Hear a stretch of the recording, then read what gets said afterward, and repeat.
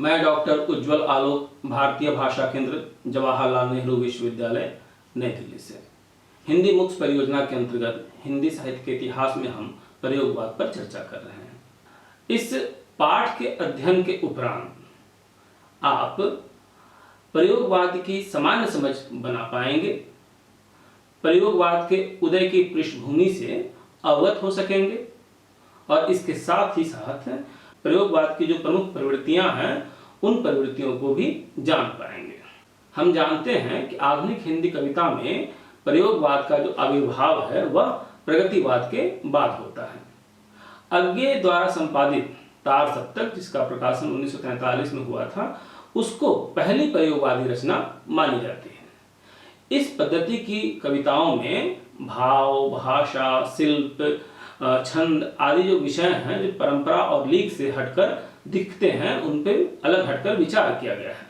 इस काव्यधारा कवियों ने समाज को एक नए संदर्भ में देखा है। उन्होंने भावों की सूक्ष्मता के साथ जीवन के स्थूल रूप को अपने काव्य का विषय बनाया।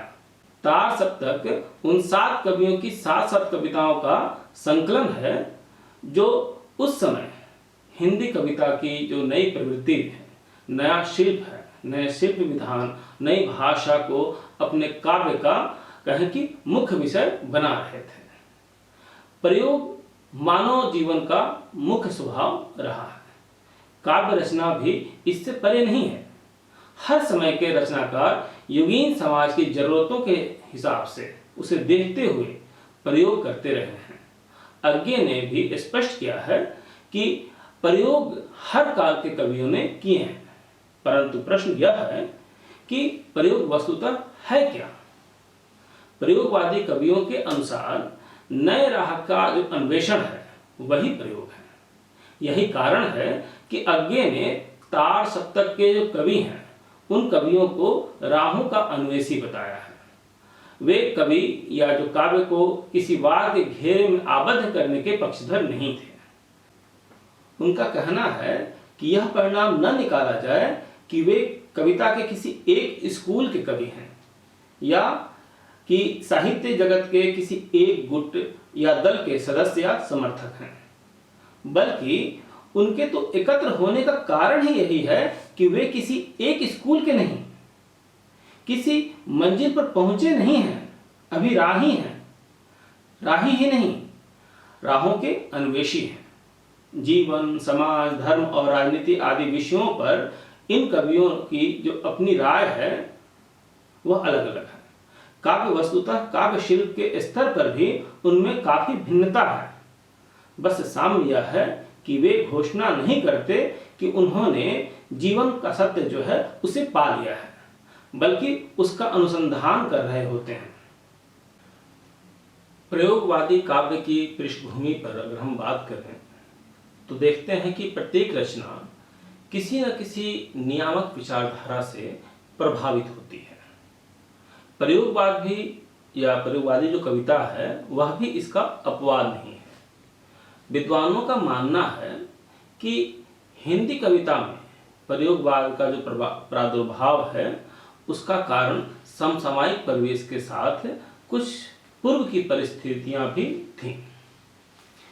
दूसरे महायुद्ध के बाद का जो समय है दुनिया भर के लिए आर्थिक रूप से दुर्वह था।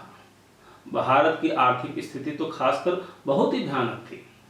एक तरफ महंगाई और बेरोजगारी, तो दूसरी ओर अकाल। उसने जनमानस का जो सामान्य जो जनमानस है उसके जीवन को तहस नहस कर दिया था।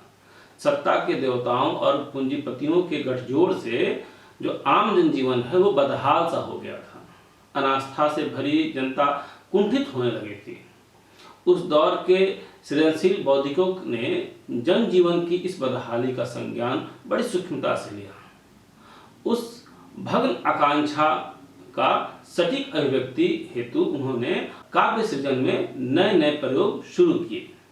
उस दौर के कवियों ने पराजित अभिलाषा, कुंठित रोष और अवसाद से भरे नागरिक जीवन की जो स्थिति है उसको अपने काव्य का विषय बनाया और मनोवैज्ञानिक तथा प्रतीकात्मक जो प्रयुक्तियां हैं उन प्रयुक्तियों से काव्य सृजन किया।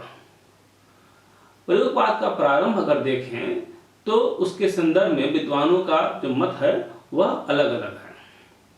काव्य में नए प्रयोगों का सिलसिला कब से शुरू हुआ, किसने शुरू किया, ये जो प्रश्न है, इन प्रश्नों को लेकर प्रयोगवाद हमेशा विवाद का विषय रहा।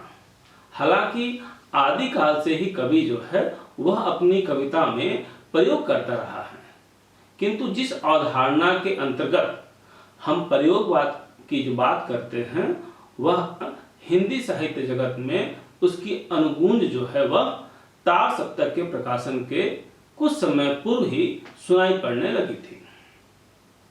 नई अनुभूतियों, नई अभिव्यंजनाओं के जो काव्य हैं उनका निर्माण होने लगा था। इस नई प्रवृत्तियों को समेकित रूप प्रदान कर तार सप्तक के माध्यम से हिंदी कविता के अंतर्गत एक नई धारा के रूप में पहचान मिली, जिसे प्रयोगवादी कविता के रूप में अंगीकार किया जाने लगा। अधिकांश जो विद्वान हैं अज्ञेय को इसका प्रवर्तक मानते हैं और उनके जो संपादित जो कृति है तार सप्तक, उस कृति से इसका आरंभ मानते हैं। कुछ विद्वान नलिन विरोचन शर्मा की कविताओं से ही प्रयोगवाद का मूल तत्व को स्थापित करने की कोशिश करते हैं। बालकृष्ण राव ने प्रयोगवाद का मूल उत्स जो है वह छायावादी कविताओं में ही स्वीकार किया है। छायावादी कवि निराला भाषा, शिल्प और छंद में नित्य नए प्रयोग करते दिखाई पड़ते हैं और हिंदी को एक नई पहल की ओर ले जाते हैं। जूही की कली जो 1916 की रचना है उसको सबसे सशक्त उदाहरण के रूप में देखा जा सकता है। छायावाद में प्रयोगवाद का क्षेत्र सीमित रहा, जबकि प्रयोगवादी कवियों ने साहित्य के प्रत्येक क्षेत्र में नए प्रयोग पर बल दिया। छायावादी रचना काल्पनिकता, अति इंद्रियता और श्रृंगार की भावना से प्रचुरता होने के कारण रहस्यवादी होकर मनुष्य को देवता बनाने में लगी रही, जबकि प्रयोगवादी काव्य मनुष्य को या उसकी लघुता को सबसे अधिक स्वीकार किया। प्रयोगवाद शिल्प और भावा अभिव्यक्ति में व्यक्ति सत्य अर्थात आंतरिक सत्य तथा कलात्मक अनुभूति के क्षण को काव्य में महत्वपूर्ण स्थान देता है। नलिन विरोचन शर्मा प्रयोगवाद का संगठित आंदोलन सन 1943 से स्वीकार करते हैं। वे प्रयोगवादी काव्य को स्वाभाविक रचना प्रक्रिया मानते हैं। सन 1943 के तार सप्तक के प्रकाशन के द्वारा पहली बार प्रयोग की प्रवृत्ति और उसके सौंदर्यगत विशेषताओं को रेखांकित किया गया, जिसके फलस्वरूप तब प्रयोगवाद ने एक काव्य आंदोलन का रूप धारण किया और अज्ञेय को निर्विवाद रूप से प्रयोगवाद का प्रवर्तक माना जाने लगा। अगले वीडियो में हम प्रयोगवाद की जो प्रमुख प्रवृत्तियां हैं उन प्रवृत्तियों पर चर्चा करेंगे। बहुत बहुत धन्यवाद।